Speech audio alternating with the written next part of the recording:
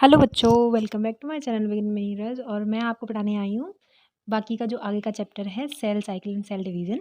मैंने इसमें आपको फर्स्ट लेक्चर दे दिया है, अब आपकी सेकंड लेक्चर की बारी है। इसमें तो एक बच्चा मेरे से बोल रहा था, आई थिंक उसका बिक्की नाम था, if I am not wrong. तो वो बच्चा क्या है, वो जब ऐसे बोलता मैम आप बायोलॉजी पढ़ाइए, हमें बायोलॉजी अच्छी पढ़ाती हैं, आप समझाती हैं, आप जो समझाती हैं वो हमें समझ में आता है। तो हमने क्या किया था, इस वाले जो लास्ट वाला लेक्चर था उसमें हमने सेल साइकिल कंप्लीट कर ली थी। अभी हम एम फेज पढ़ेंगे, थोड़ा सा सेल साइकिल का थोड़ा सा पोर्शन रह गया है, वो गया था जी नॉट फेज होता है, जी नॉट फेज होता है, वो रह गया है, वो हमें पढ़ाना है अभी। ठीक है, तो एक बार मैं आपको रिकैप करा देती हूँ। सबसे पहले हमने सेल साइकिल पढ़ी थी, उसमें हमको बताया था मैंने कि सेल साइकिल बेसिकली वो होती है जिसमें इंटरफेज होता है और माइटोटिक फेज होता है। जो आपका माइटोसिस फेज होता है उसमें क्या है, आपकी एक्चुअल में सेल डिवीज़न होती है, और इंटरफेज होता है उसमें प्रिपरेशन से प्रिपरेटरी फेज बोलते हैं, लेकिन वो मेटाबॉलिकली एक्टिव होता है, इनएक्टिव नहीं होता है। और आपका इंटरफेज सबसे बड़ा फेज होता है पूरी सेल साइकिल में। इंटरफेज में भी जो जीवन फेज होता है वो सबसे बड़ा फेज होता है। ओके, इतना मैंने आपको बता दिया था। जीवन में क्या होता है, आपकी जो सेल है वो, उसमें जो मोस्ट ऑफ द ऑर्गेनेलीज होती हैं वो डिवाइड कर जाती हैं। ठीक है, वो अपने आप को बना लेती हैं। और एस फेज में आपका जो डीएनए होता है उसका डुप्लीकेशन होता है, और आपका जी टू फेज होता है उसमें दोबारा से रिज्यूम होने लगती हैं चीज़ें, जैसे आरएनए का बनना, प्रोटीन का बनना, वो रिज्यूम हो जाती हैं। फिर आपका माइटोटिक फेज आता है जिसमें हम एक्चुअल सेल डिवीज़न कर रहे होते हैं। ठीक है, तो मैंने आपको सब कुछ बता दिया है। आपको यहाँ पे थोड़ा सा रिकैप और करा दूँ मैं कि अपनी जो सेल होती है ह्यूमन सेल, वो 24 आवर में क्या करती है, डिवाइड कर पाती है अपने में। और आपके जो 23 हावर होते हैं उसमें इंटरफेस में लगते हैं, बाकी 1 हावर है उसमें एक्चुअल सेल डिवीज़न होता है सेल में। ठीक है, बाकी ईस्ट होता है, ईस्ट में आपके 90 मिनट लगते हैं, आपको पता है 90 मिनट लगते हैं सेल साइकिल में, सेल साइकिल। और आपका जो इकोलाई होता है बेटा उसमें 20 मिनट लगते हैं, उसकी सेल साइकिल 20 मिनट में पूरी होती है। ठीक है, याद रखना है आपको 3 चीज़ें। ह्यूमन सेल में आपकी ह्यूमन सेल होती है वो 24 हावर में डिवीज़न करती है, और ईस्ट होता है वो 90 मिनट में, और इक्वलाई होता है वो 20 मिनट में। ठीक है, आपको याद रखना है। अभी हमने सब कुछ पढ़ लिया था G1 S और G2, और अब हम पढ़ेंगे जी नोट के बारे में। तो जी नोट के बारे में थोड़ा सा मैं आपको बता दे रही हूँ। इसमें क्या था बेटा कि आपका, थोड़ा सा मैं बड़ा कर लूँ इसको, आपका जो जी नॉट फेज है वो एक क्या है, वो एक आपका इनएक्टिव स्टेज है। ठीक है, इनएक्टिव फेज है, लेकिन वो एग्जिट करता है जीवन फेज को। जीवन फेज को एग्जिट करने के बाद में जो एग्जिट कर जाता है, कभी कभी होता है सेल का, तो कभी कभी उसका मन नहीं है डिवीज़न करने का। ठीक है, तो डिवीज़न करने का मन नहीं है, इसी वो जी नॉट फेज में चला जाता है वो सेल। जब चला जाता है वो सेल जी नॉट फेज में, तो होता क्या है कि आपका फिर आपकी फर्दर डिवीज़न नहीं हो पाती। क्यों नहीं हो पाती? क्योंकि उसका मन नहीं है जाने का, आगे फर्दर डिवीज़न करने का। तो वो जीवन को एग्जिट कर जाता है और जी नोट में पहुंच जाता है। ठीक है, तो आपको याद रखना है कि आपका जो सेल है, जो जी नोट फेज होता है, इसे हम क्वासेंट फेज स्टेज बोलते हैं, वो इनएक्टिव स्टेज में रहता है और एग्जिट करता है जीवन को। ठीक है, जीवन फेज को वो एग्जिट कर देता है, लेकिन सस्पेंड रहता है वो जी नॉट फेज में। ठीक है, ये नहीं है कि, हालांकि ये है कि जब आप उसका मन करेगा, जब वो आप चाहोगे कि हाँ सेल डिवाइड करे, तो वो डिवाइड भी कर जाएगा। ऐसा नहीं है कि एक बार चला गया तो चला गया, ऐसा नहीं है, वापस भी आ सकता है। ठीक है, अब देखो, सबसे पहले इसमें आपको समझना है कि सम आपकी सेल्स होती हैं इन द अडल्ट एनिमल्स, कुछ सेल्स होती हैं अडल्ट एनिमल्स में, do not appear to exhibit cell division. तो वो कैसा होती हैं, वो एग्जिबिट नहीं करती हैं सेल डिवीज़न को, वो नहीं करती हैं। जैसे आपका हार्ट सेल्स हो गई, वो आपका डिवीज़न नहीं करती हैं। ठीक है, फर्दर डिवीज़न नहीं होता है उनमें, क्या करती हैं, and may other sales divide only occasionally, तो वो ओकेजनली ही डिवाइड करती हैं। ओके, फिर देखिए, as need to replace cells that have been lost because of injury of cell death. तो इसमें होता क्या बेटा कि आपकी जो सेल्स होती हैं वो जब नीड आती है, नीड पड़ती है, तो हम क्या करते हैं, रिप्लेस कर देती हैं सेल्स को, that have been lost because injury और सेल डेथ की वजह से। अगर वो जो हमारी सेल्स हैं वो डैमेज हो जाती हैं, तो जब हमें रिक्वायरमेंट होती है, जब नीडेड होता है, तो वो सेल दोबारा से भी कर सकती हैं, डिवीज़न कर सकती हैं दोबारा से भी। These cells that do not divide further, तो जो सेल डू नॉट डिवाइड, वो दोबारा से फर्दर डिवाइड नहीं करती हैं, तो उसको बोल देते हैं कि वो एग्जिट कर गई है जीवन फेज को और एंटर कर देती है एन इनएक्टिव स्टेज में, और वो एंटर हो जाती है एक इनएक्टिव स्टेज में, जिसको हम क्वाइसेंट स्टेज या फिर जी नॉट फेज या फिर G naught phase of the cell cycle उसको बोलते हैं। जैसे समझ लो, सिंपली समझना है आपको, हम अडल्ट एनिमल की बात कर रहे हैं, जो कभी कभी उसकी सेल ऐसी होती हैं जो डिवीज़न को नहीं दिखाती, वो डिवीज़न करना ही नहीं चाहती, जैसे हार्ट सेल्स हो गई अपनी। ठीक है, लेकिन वो सेल डिवीजन होगा, ओकेशनली सेल डिवीजन करती हैं। As needed to replace cells that have been lost because of injury and cell death. जब सेल डेथ हो जाती है या फिर इंजरी हो जाती है तो वो लॉस कर देती हैं डिवीज़न को, ठीक है। इसी डिवीज़न को हम क्या बोलते हैं, डिवीज़न नहीं करती हैं, और डिवीज़न ना करने की वजह से ये एग्जिट कर जाती हैं जीवन फेज से। आपको पता है कि आपकी जो सेल है, कि आपकी जो सेल डिवीज़न होती है वो आपकी actual cell division M phase में होती है, ठीक है, एम फेज में होती है। बाकी आपका ये हो गया जीवन फेज, जीवन फेज, और ये हो गया आपका S1 phase, S phase sorry, और ये हो गया G2 फेज, ठीक है। तो जीवन क्या है आपका, गैप 1 फेज बोलते हैं इसको, एस को सिंथेटिक फेज बोलते हैं, और G2 को गैप 2 फेज बोलते हैं, आपको पता होगा। और G0 ये होता है, एग्जिट कर जाता है ये आपका जीवन से, तो इसको G0 फेज बोल देते हैं, ठीक है। गेट इट, आपको समझ में आ गया होगा। तो ये आपकी फेजेज होती हैं। जो अब होगा क्या बेटा, देखो जो आपकी सेल डिवीजन होगा सेल का, तो वो क्या है, G1 और S में जब जाते हैं हम, तो आपकी कुछ CDK मिलते हैं, CDK, ठीक है, CDK आपके मिलते हैं, CDK2 वगैरह, ये सारी चीज़ें आपको मिलती हैं जो आपके डिवीज़न को, एक्चुअल डिवीज़न को फर्दर मूव कराती हैं, कि जैसे कि आपका सेल डिवीज़न होगा या नहीं होगा। यही आपके जो प्रोटीन हैं, एंजाइम्स हैं, यही आपको फर्दर सेल को बताते हैं कि आपको डिवीज़न करना भी है या नहीं करना है। अगर नहीं करना है तो आपका जीवन फेज में ही नहीं होगा, जीवन के बाद में S1 में नहीं जाएगा आपका डिवीज़न, सेल का सेल डिवाइड नहीं करेगी, और वो G0 फेज में चली जाएगी, एंटर कर जाएगी इनएक्टिव स्टेज में, जिसको हम G0 फेज बोल देते हैं, ठीक है।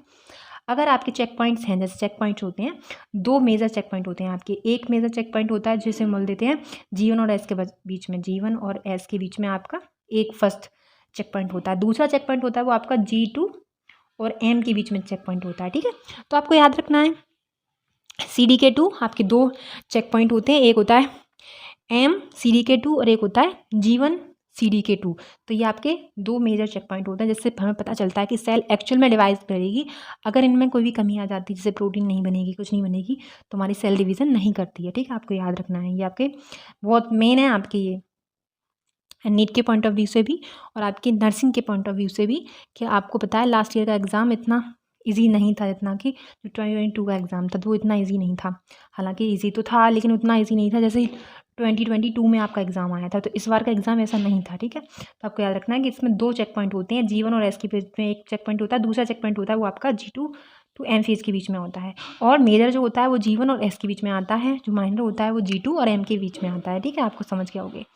अब देखो इसमें हो क्या रहा है बेटा, इसमें होता ये है कि सेल्स इन दिस स्टेज, इस स्टेज में क्या होता है, माइटोटिकली तो आपकी सेल एक्टिव रहेगी। आपको जो मैं आपको मार्क करते जा रही हूँ वो आपको करना है मार्क, ठीक है। माइटोटिकली तो आपकी एक्टिव रहेगी, but no longer proliferate unless called on to.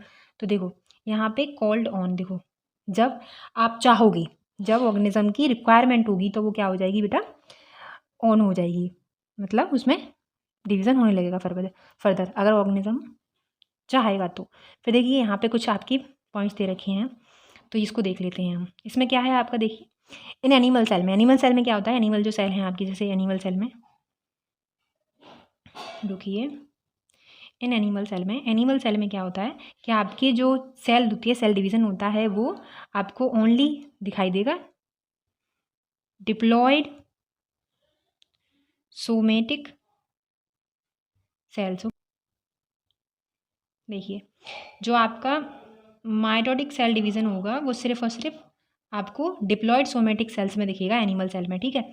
However there are a few exceptions होते हैं, कुछ एक्सेप्शंस होते हैं, जैसे हैप्लॉइड सेल्स होती हैं अपने लोगों में, जो आपकी अपने लोगों में जो हैप्लॉइड सेल्स होती हैं वो माइटोसिस भी करती हैं, वो कुछ में होती हैं, मेल हनी बी में होती हैं। सिंपली समझिए, देखिए माइटोटिक जो सेल डिवीज़न होता है वो अपने लोगों में, हम लोगों की बात कर रहे हैं एनिमल सेल में, तो वो माइटोटिक डिवीज़न कौन सी सेल में होता है, वो तो डिप्लॉयड सोमेटिक सेल्स में माइटोटिक डिवीज़न होता है एनिमल सेल में, ठीक है। कुछ आपके एक्सेप्शंस होते हैं, तो एक्सेप्शंस आपके दे रखे हैं, देखो कुछ आपके एक्सेप्शंस होते हैं। वो कौन से एक्सेप्शन होते हैं, जो आपका माइटोसिस तो होगा उसमें, किसमें होता है, हैप्लॉइड सेल में डिवाइड करता है, लेकिन वो मेल हनी बी में, हमने सुना होगा कि जो मेल हनी बी होती है वो स्टेराइल होती हैं, तो उनमें भी माइटोसिस होता है, और उनकी जो सेल होती हैं वो हैप्लॉइड होती हैं, ठीक है। तो आपको याद रखना है, आपको इतना याद रखना है कि एनिमल्स में जो माइटोटिक सेल डिवीज़न होता है वो सोमेटिक सेल्स में होता है, और कुछ एक्सेप्शंस होते हैं जिनमें हैप्लॉइड सेल डिवाइड होती हैं, वो भी माइटोसिस से होते हैं। वो एग्जांपल होता है मेल हनी बी का, ठीक है। अगेंस्ट से जो प्लांट होते हैं आपके, उनमें 2 टाइप के होते हैं, माइटोटिक डिवीज़न होता है दोनों में ही, हैप्लॉइड में भी होगा और डिप्लॉयड में भी होगा, ठीक है। For your D collection of exams और अल्टरनेशन जनरेशन में आप देख लेना।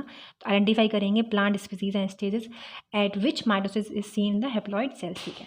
अब देखिए एम फेज के बारे में हम पढ़ लेते हैं थोड़ा सा। तो एम फेज को हम क्या बोलते हैं, बेसिकली हम एम फेज को बोलते हैं माइटोटिक फेज या फिर माइटोसिस, ठीक है। तो इसको हम बोलते हैं इक्वेशनल डिवीजन और इसको dramatic period of cell cycle भी बोलते हैं, ठीक है। ड्रामेटिक इक्वल सेल डिवीजन बोलते हैं इसको, इक्वेशनल डिवीजन, और most dramatic period of cell cycle भी उसको बोलते हैं। किसको, एम फेज को। आपको पूछ लेगा कि most dramatic period of cell cycle कौन सा होगा, तो वो होता है एम फेज आपका, ठीक है। Involving a major reorganisation of virtually all component of cells since the number of chromosome in the parent and progeny cells the same रहेंगे, इसमें नंबर ऑफ क्रोमोसोम आपके सेम रहते हैं, ठीक है। इट इज़ ऑल्सो कॉल्ड, इसीलिए हम equational division बोलते हैं इसको। थ्रू फॉर कन्वेंशन माइटोसिस जो होती है has been divided into 4 stages में आपकी माइटोसिस डिवीजन हो जाता है। Prophase, metaphase, anaphase, telophase. आपको याद रखना है sequence wise. Prophase, metaphase, anaphase, telophase. Prophase, metaphase, anaphase, telophase. Prophase, metaphase, anaphase, telophase. आपको 3 बार जैसे मैंने याद किया वैसे आपको याद करना है, ठीक है। आई होप आप लोगों को सब कुछ समझ में आ रहा होगा। तो देखिए आपका प्रोफेज में क्या होता है, इसकी 2 स्टेजेस होती हैं, अर्ली प्रोफेज और लेट प्रोफेज। तो आपका जो अर्ली प्रोफेज होता है उसमें क्या होता है बेटा, सॉरी, उसमें क्या होता है, देखिए ये आपका है सेल और सेल में के अंदर है न्यूक्लियस, ठीक है। जो आपका अर्ली प्रोफेज होता है तो उसमें आपकी जो सेल्स जो आपके क्रोमोसोम होते हैं वो थ्रेड लाइक पड़े होते हैं, ठीक है। ऐसे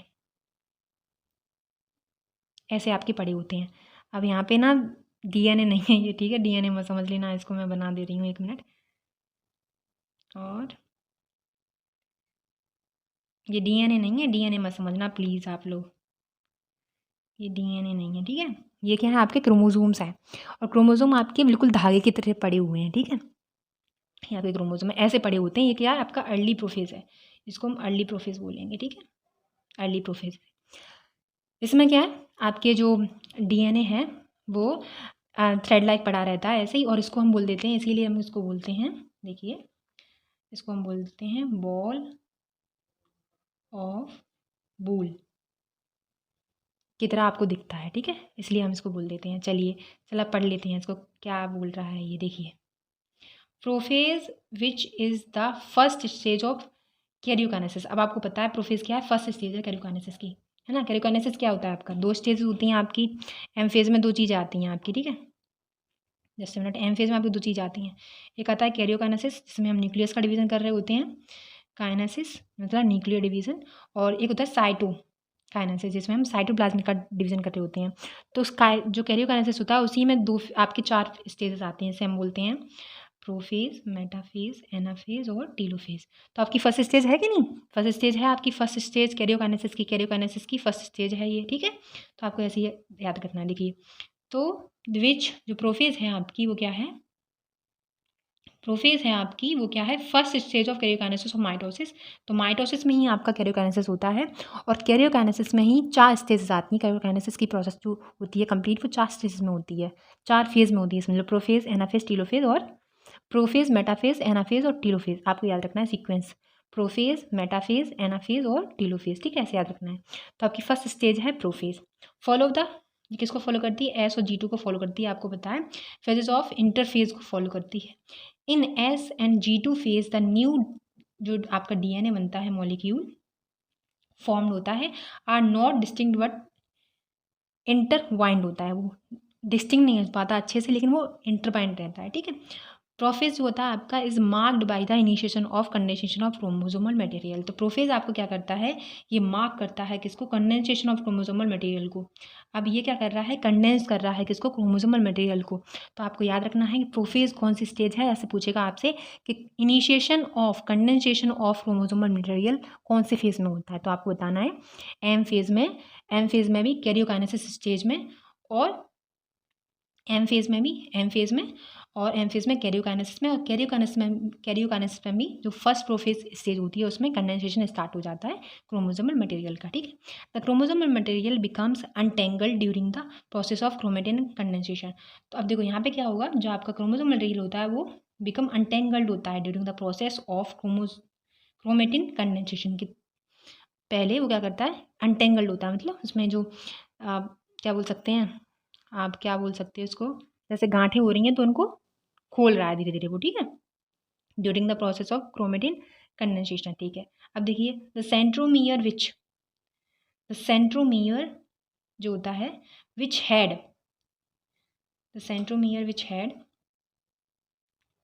undergone duplication during S phase of interphase में, आपको पता है जो सेंट्रोमियर होता है वो डुप्लीकेशन हो जाता है उसका एस फेज में, इंटरफेज में, और now begin to move towards opposite. Centromere होता है आपका सेंट्रोजोम होता है, जो सेंट्रोजोम होता है वो क्या करता है, which had undergone duplication during S phase of interphase. अब क्या कर रहा है वो, आपको पता है जो सेंट्रोजोम होता है आपका वो डुप्लीकेशन करता है ड्यूरिंग एस फेज में ऑफ इंटरफेज, ठीक है, इंटरफेज के जो एस फेज होता है उसमें डुप्लीकेशन करता है centrosome.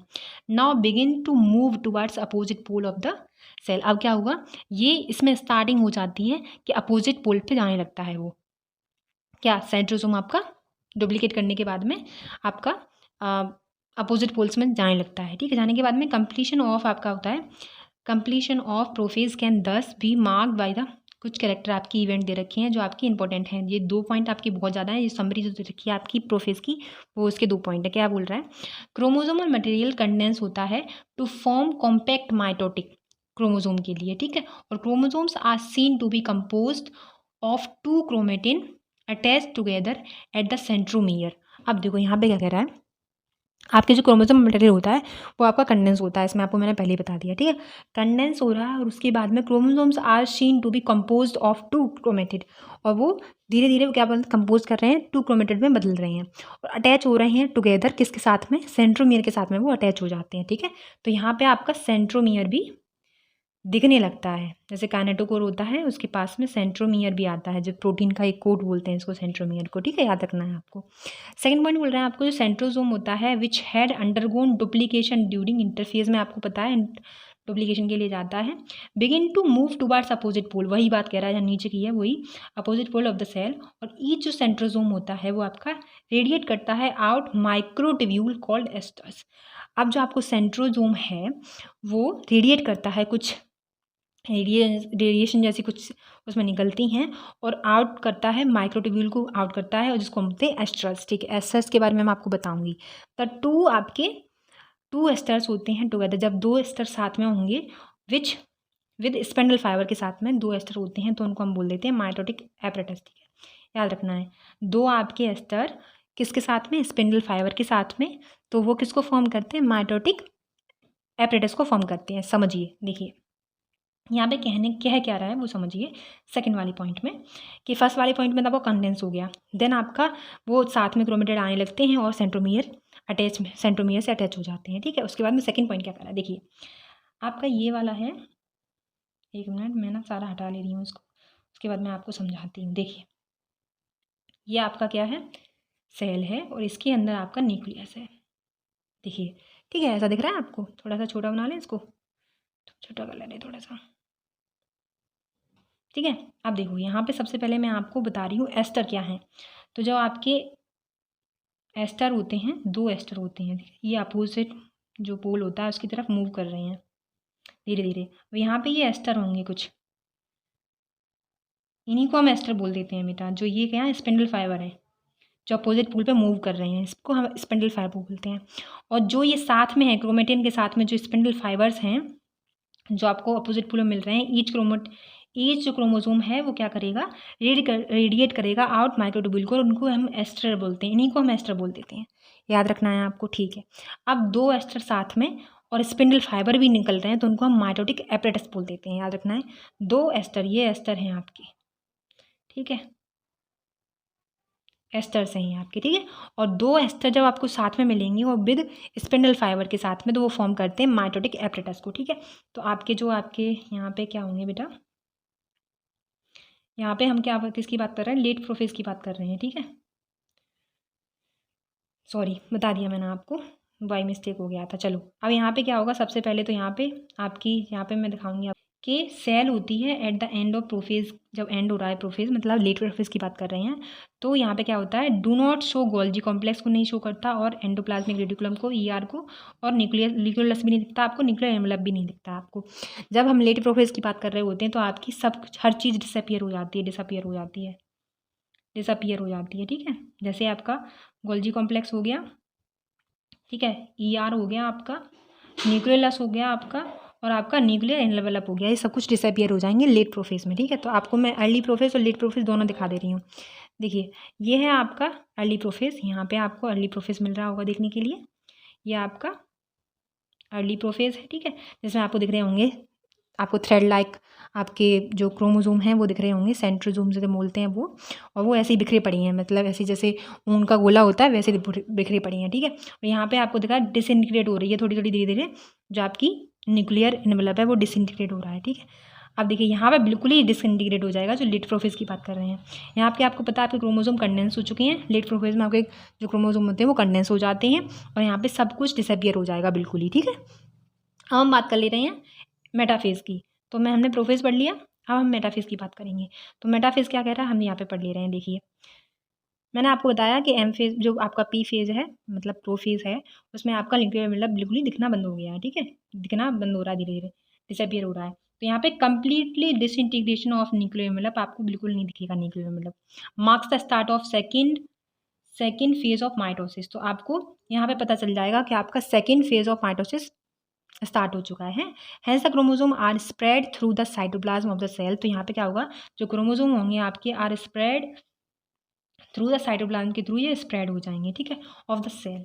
Bye this stage condensation of chromosome is completed. अब आपका इस स्टेज में जो कंडेंसेशन होगा वो क्रोमोसोम का कंप्लीटेड हो जाएगा, ठीक है। And they can be observe clearly under the microscope. और ये हम इजीली आराम से देख सकते हैं। जहाँ पे हम जैसे हमें क्रोमोसोमल स्टडी करनी होती है तो हम मेटाफेज में आके हम अच्छे से स्टडी कर सकते हैं, क्रोमोसोम को अच्छे से देख सकते हैं, क्रोमोसोम में एक्चुअल दिखते कैसे हैं वो हम देख सकते हैं किस फेज में आके, मेटाफेज में आके। तो यहाँ पे याद रखना है आपको, they can be observe clearly under the microscope. हम इनमें क्रोमोसोम को अच्छे से देख सकते हैं। आपको क्वेश्चन पूछ सकता है कौन सा फेज होता है जिसमें हम क्रोमोसोम को अच्छे से रीड कर पाएंगे या फिर अच्छे से देख पाएंगे, तो वो होता है आपका मेटाफेज, ठीक है। This can be this then it is the stage at which morphologically chromosome is most easily study. देखो है आ गया, जो मॉर्फोलॉजिकली जो क्रोमोसोम की हम स्टडी कर पाएंगे वो मोस्ट इजीली स्टडी कर पाएंगे किसमें, मेटाफेज में, ठीक है। At this stage metaphase chromosome is made up of 2 sister chromatid.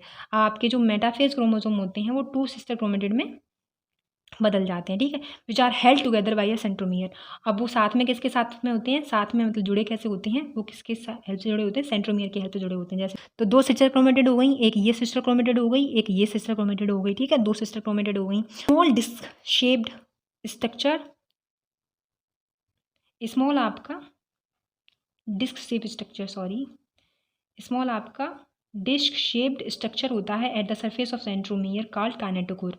अब डिस्क शेप, सॉरी बेटा मैं गलती हो गई मेरे से, जो आपका काइनेटोकोर होता है वो ये होता है। देखिए ये आपका क्रोमोसोम है, यहाँ पे आपका सेंट्रोमियर है, ऐसे जुड़े हुए हैं, इसको सेंट्रोमियर बोलेंगे। और यहाँ पे जो डिस्क शेप है, मैंने अभी आपको बताया, जो डिस्क शेप है ये चीज़ है, जो मिनट जो आपका ये चीज़ है, ये चीज़ डिस्क शेप आपको दिख रही है, इसको हम काइनेटोकोर बोलते हैं, काइनेटोकोर, ठीक है, इसको हम काइनेटोकोर बोलते हैं। तो जो आपका सेंट्रोमियर है वो आपका बीच में है, जो 2 हमने डिस्क शेप लगाई हैं सेंट्रोमियर के सरफेस में, जो डिस्क शेप लगाई हैं स्मॉल, तो उनको हम काइनेटोकोर बोलते हैं, ठीक है, याद रखना है आपको। तो ये चीज़ जो ब्लू ब्लू से बनाई है मैंने, वो आपका काइनेटोकोर है, और बीच में आपका सेंट्रोमियर है, आपको याद रखना है। तो मैं कलर चेंज करके सेंट्रोमियर और डिस्क शेप मैंने लिख दिया, तो इसको सेंट्रोमियर बोलेंगे, ठीक है, याद रखना है आपको। देखिए अब देखिए यहाँ पे तक पढ़ लिया हमने, आगे देखते हैं। These structures serve as the sites of attachment of spindle fibre. अब ये वाले जो स्ट्रक्चर होते हैं जो आपके हैं काइनेटोकोर और सेंट्रोमियर, ये स्ट्रक्चर क्या करते हैं, आपकी हेल्प करते हैं स्पिंडल फाइबर को अटैच करने में, ठीक है। Formed by the spindle fibre, ये फॉर्म होता है स्पिंडल फाइबर से, to the chromosome that are moved into opposition या फिर position at the centre of the cell. Hence, the metabolism is characterized by all chromosome coming to lie to the equator। इसीलिए इन centromere की help से ही हमारा जो metaphasic plate होती है वो बन पाती है, और इसी में आपके जो क्रोमोसोम होते हैं वो अलाइन हो पाते हैं इक्वेटर पर, ठीक है, विद वन क्रोमेटिड के साथ में of each chromosome connected to kinetochore of spindle fibres form a one pole and its sister chromatid connected by a kinetochore to spindle fibre of from opposite pole. तो आप देखिए यहाँ पे क्या देख रहा है, पूरा पढ़ लेते हैं, उसके बाद मैं आपको एक्सप्लेन कर देती हूँ। The plane of line of the chromosome at metaphase refer to the metaphysic plate, और दे कुछ आपके की फीचर्स दे रखे हैं।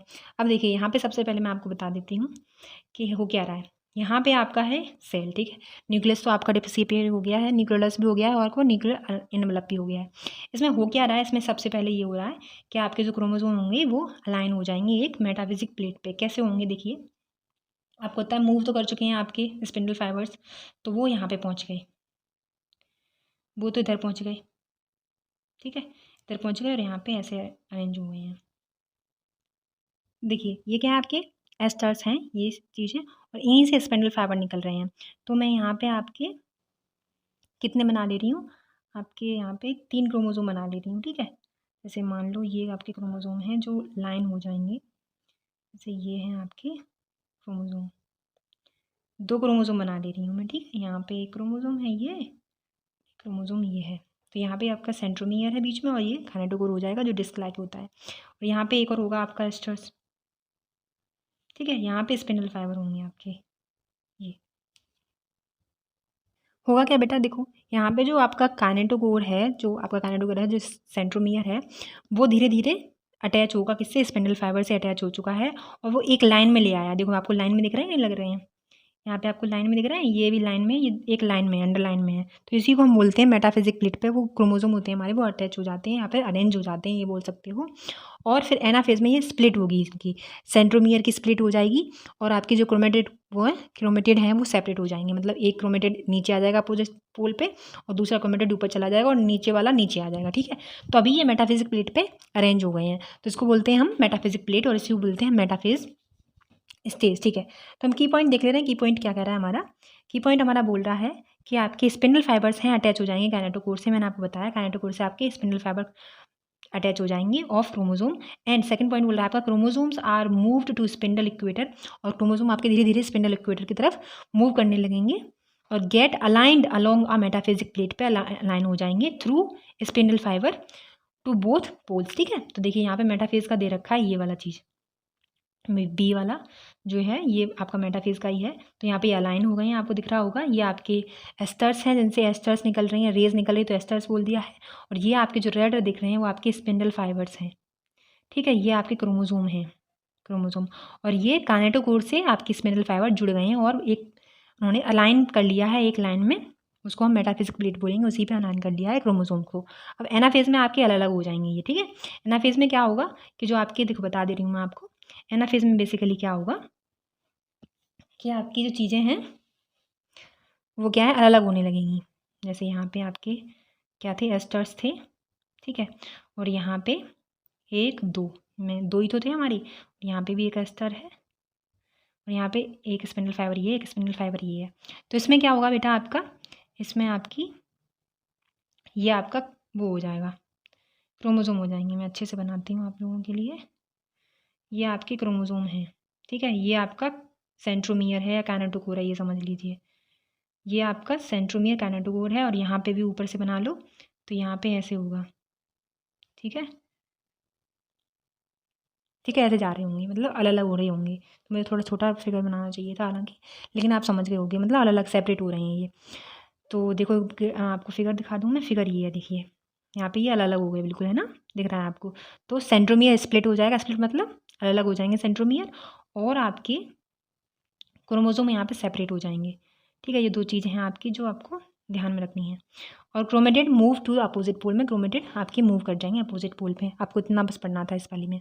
पैराग्राफ पढ़ना चाहते हो तो पैराग्राफ भी पढ़ सकते हो, बस वही दे रखा है जो आपको 2 लाइन में दे रखा है, वही चीज़ इसमें दे रखी है। देखिए at the onset of anaphase, at the onset of anaphase, ठीक है, each chromosome arrange at the metaphysic plate पे, आपको पता है अरेंज हो जाता है, स्प्लिट होता है साइमल्टेनियसली, स्प्लिट होने लगता है फिर वो, एंड 2 डॉटर क्रोमेटिड में अलग अलग हो जाते हैं।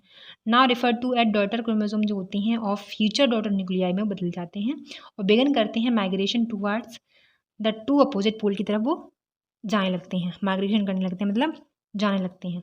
As each chromosome moves away from the equator, जो इक्वेटोरियल प्लेट से वो मूव करने लगते हैं, और away from the equatorial plate, जो इक्वेटोरियल प्लेट है आपकी, इक्वेटोरियल प्लेट क्या है, इक्वेटोरियल प्लेट ये है आपकी, तो यहाँ से मूव करने लगते हैं वो अपोजिट पोल्स पे। तो सेंट्रोमियर ऑफ ईच क्रोमोसोम होती हैं वो remains directed towards the pole की तरफ बढ़ने लगते हैं, and has the leading edge को लीडिंग करते हैं, and with the arm of chromosome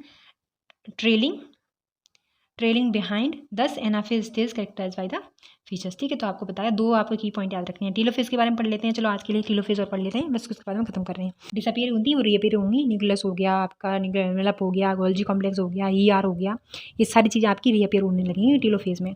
तो देखिए इसमें दो की पॉइंट है, ये पढ़ लो। Chromosomes cluster of opposite spindle poles and their identity lost discrete elements को, ये अपनी आइडेंटिटी को धीरे धीरे क्या करने लगते हैं, खोने लगते हैं, क्या क्रोमोसोम आपके। और जो आपका न्यूक्लियर एनवेलप होता है, डेवलप होता है अराउंड द क्रोमोसोम के अराउंड न्यूक्लियर एनवेलप डेवलप होने लगता है, और cluster of each pole forming 2 daughter nuclei वो बनाने लगते हैं। ठीक है, तो यहाँ पे देख सकते हैं आप यहाँ पे आपको रीफॉर्म दिख रहा होगा सब कुछ, ये रिफॉर्म हो रही है आपकी न्यूक्लियर एनवेलप, ये वाला चीज़। और आपके जो क्रोमोसोम है वो अपनी आइडेंटिटी को लूज कर दिया इन्होंने, देखो आपके यहाँ पे क्लियरली देख पा रहे हो आप, क्रोमोसोम है ऊपर एनाफेज में, लेकिन टीलोफेज में आपको कोई भी क्रोमोसोम नहीं दिख रहा है। तो उन्होंने अपनी आइडेंटिटी को लूज कर दिया है और डिस्क्रीट कर दिया है, ये समझ लीजिए। ठीक है, तो यहाँ पे आप पैराग्राफ देख सकते हो, बस इतना ही है टीलोफेज में। At the beginning of final karyokinesis, तो यहाँ पे क्या होगा, बिगनिंग हो रही है किसकी, फाइनल स्टेज ऑफ कैरियोकाइनेसिस की बिगनिंग हो रही है, मतलब स्टार्टिंग हो रही है। तो telophase, the chromosome that have reached their respective poles, वो पहुंच जाते हैं और कंडेंस करते हैं, एंड लूज देयर इंडिविजुअलिटी को वो लूज कर देते हैं, मतलब आइडेंटिटी को अपनी को वो डिस्क्रीट कर देते हैं। ठीक है, the individual chromosome can no longer be seen, and each set of chromatin material tends to collect that each of the 2 poles. ठीक है, this is the stage when show key events. तो आपको बताया कि आपको टीलोफेज में क्या होगा, बिगनिंग होगी फाइनल स्टेज की, कैरियोकाइनेसिस की फाइनल स्टेज की बिगनिंग हो जाती है टीलोफेज में। टीलोफेज ही आपकी बिगनिंग है फाइनल स्टेज की कैरियोकाइनेसिस में। और आपकी इसमें क्या क्या होता है, सबसे पहले आपकी रिफॉर्म होने लगती हैं सारी चीज़ें, जैसे न्यूक्लियस हो गया आपका, जो आपका प्रोफेज में डिसअपियर हुई थी सारी चीज़ें, वो रिफॉर्म बनने लगेंगी, मतलब आपकी अपीयर होने लगेंगे बाद दोबारा से। जैसे न्यूक्लियस हो गया आपका, गोल्जी कॉम्प्लेक्स हो गया, ER हो गया आपका, न्यूक्लियर एनवेलप हो गया, सब कुछ आपका रीअपीयर होने लगेगा। और होगा क्या, इसमें सबसे पहले वो अपोजिट जो पोल्स पे पहुंच गए यहाँ पे क्रोमोसोम, वो अपनी आइडेंटिटी को खो देंगे और एक वैसे दोबारा से बनने लगेंगे। ठीक है, दोबारा से वो सब कुछ अंदर हो जाएगा, जो आप आइडेंटिफाई नहीं कर पाओगे कौन सा क्रोमोसोम कहाँ पे है। ठीक है, तो क्रोमोसोम क्या करते हैं, वो अपनी आइडेंटिटी को लॉस कर देते हैं। और सेकंड पॉइंट में आपको देख रहा है, जो आपका न्यूक्लियर एनवेलप होता है, डेवलप होता है अराउंड द क्रोमोसोम क्लस्टर की चारों तरफ वो डेवलप होने लगता है, at each pole forming 2 daughter nuclei, और बाकी चीज़ें सारी भी आपकी रिफॉर्म हो जाती हैं। बस इतना है टीलोफेज में, बाकी हम कल पढ़ेंगे साइटोकाइनेसिस में। ठीक है, एक भी चीज़ पर आपको थोड़ा सा रिफॉर्म करा दे रही हूँ मैं आपको, कि आपकी 2 सेल्स होती हैं, जैसे आपका एनिमल सेल है एक, और एक होता है प्लांट सेल। ठीक है, 2 चीज़ होती हैं। तो जो प्लांट सेल में जो आपका कैरियोकाइनेसिस होता है, साइटोकाइनेसिस होता है, एनिमल सेल में जो आपका साइटोकाइनेसिस होता है उसे बोलते हैं सेल फरो। सेल फरो से ये साइटोप्लाज्मिक डिवीजन होता है। ठीक है, सेल फरो। और जब को प्लांट होता है उसमें सेल प्लेट से डिवीजन होता है। साइटोप्लाज्म का डिवीजन जो होता है साइटोकाइनेसिस के थ्रू, जो साइटोप्लाज्म का डिवीजन होता है प्लांट सेल में, उसे हम सेल प्लेट बोलते हैं। सेल प्लेट की वजह से होता है। ठीक है, इतना याद रख लीजिए, इतना होता है। बाकी आगे का फर्दर हम बाद में पढ़ेंगे। और आपको ये लेक्चर कैसा लगा मुझे ज़रूर बताएं। आपको अच्छा लगा तो ठीक है, नहीं अच्छा लगा फिर भी आप बताएं, प्लीज़ फीडबैक ज़रूर दिया करें। अच्छा लगता है तब भी, नहीं लगता है तब भी। आपको मैं एक स्ट्रेटजी वीडियो लाने वाली हूँ जिसमें आपको क्या पढ़ना है, कौन से चैप्टर्स आपको पढ़ने हैं, कौन से नहीं पढ़ने हैं, बिल्कुल भी उनको ध्यान में रखते हुए मैं वीडियो आपको बनाऊँगी। तो आप एक बार उसको ज़रूर देख लेना, कौन से चैप्टर हैं जो बायोलॉजी में पढ़ने हैं, कौन से चैप्टर हैं जो आपके फिजिक्स में पढ़ने हैं, और कौन से हैं जो आपके केमिस्ट्री में पढ़ने हैं। तो ये स्ट्रेटजी मैं आपको लेके आने वाली हूँ। आप ज़रूर इस वीडियो को देखना, जिससे कि आपको आइडिया हो जाएगा, अगर आप नए हो तो, कि आपको क्या पढ़ना चाहिए, क्या नहीं पढ़ना चाहिए, कौन से चैप्टर पढ़ने चाहिए, कौन से नहीं पढ़ने चाहिए। आपको लेक्चर कैसा लगा ज़रूर बताना मुझे, क्योंकि मैं आपके कमेंट्स को सबको रीड करती हूँ, देखती हूँ कि बच्चे क्या रेस्पॉन्स कर रहे हैं। अगर आपको पॉजिटिव रेस्पॉन्स होगा देन नेक्स्ट लेक्चर आपका ज़रूर आएगा, और देखते हैं क्या होता है। ठीक है, बाय, टेक केयर।